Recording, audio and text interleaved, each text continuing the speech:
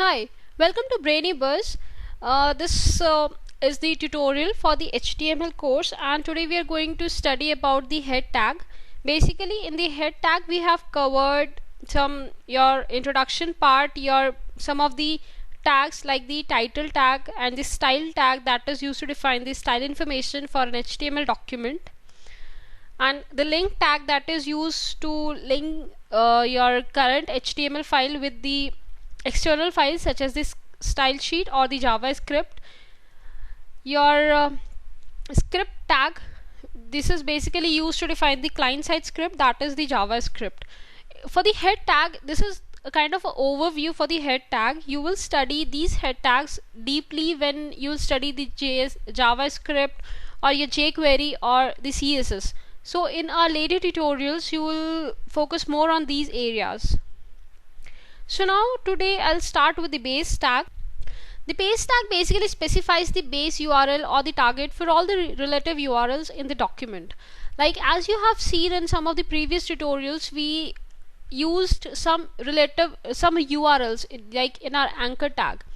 So for that we have mentioned only the relative URLs, that means the half of the URL. We never mention the full URL anywhere.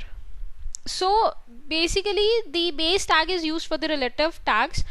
That means your relative tags can append to this particular base tag and can form the full URL. So there are two main attributes of the base tag. One is the href and another one is the target value. The href basically is the URL or the path for your base tag, and the target value are used like for the blank, parent, self and top. So they are basically where you want to open your target URL. It's like for the blank you want to open it in the new window. For self, the target URL will open in the same frame as it was clicked. Parent, the target URL will open in the parent frame set. It will be used when you will be using frames in frame set. Your top, it will be used when you want your target URL to open in the full body of the window. So it depends upon your requirement which target value you will be using. And for the href tag, you will specify the base URL for all the relative URLs. The meta tag is basically provides the metadata about your HTML document. It will not be displayed on your HTML page, but it will be parsable. These are basically used to specify the description of the keyword, author of the document and another metadata. This is basically passed as the name value pair. So first of all we'll study about the keywords. Keywords are basically the values or the words that are used to search your web page. Like whenever you want to search for the web page, you use Google or Bing. For that, like supposingly you want to search for the HTML. So what do you type? You type the HTML over there, or you type head, body, like that. So whatever the keywords that you want to give in the Google, and so you want your web part to search, so you can give it over here. Like in the meta tag we have the name as the attribute, and for the name attribute you can give keywords as the value. Keywords means in the content attribute you can keep these keywords. You can give a number of keywords whatever you want over. So like whenever you type head or HTML or meta in your Google search box, your current web page will be displayed. Like in the search it will come.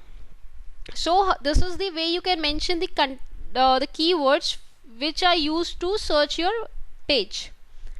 Another one is the description. This is basically used to describe your web page. Like over here, meta name, here you will give the description as the value for the name attribute, and in the content you write the description of your particular page. Like every page will have a description, or like a lengthy or the small description, whatever you want. These tags will be visible when you just view source of your particular page. And after that, author, it defines the author of your web page, because every web page it is written by someone. So what you can give, you can just give the author as the value to the name attribute, and you can give the author name as the value in the content attribute. Another thing is your refresh.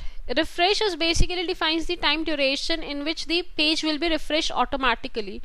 This will be used for your you want to display the cricket scores, or sometimes you want to basically they'll be used for the scoreboards or the news sites that you have, like someone pastes news on the news websites, and you want to refresh your page like every 5 minutes or some seconds. So over here, what you give, you have the http hyphen equal as the attribute, and you will give refresh as the value to it. And in the contents, you will give the seconds, like in every 60 seconds you want your page to refresh, or even that means the 1 minute. So if you want to 1 hour, that means you will give the equivalent number of seconds over here. So so far you have seen some of the basic values in the meta tag. We'll be basically working on the refresh when we'll study the JavaScript, and your base tag also we'll look into it when we'll study the JavaScript and the CSS. Till now you have got a basic understanding of the HTML, like how to design your web page. Till now you don't have any idea about the functionality, but only how you can design or how you can make your web page look nicer. It's like basically you can put the colors or the images, some headings over there. So with the HTML you can design your web page. So this was the last tutorial for the HTML course. I hope this would have helped you. In the later courses, we'll study about the CSS and JavaScript. With that, you will get more understanding of the HTML, and you will learn how you will be able to develop your own website. So we'll do that. Thanks and have a nice day.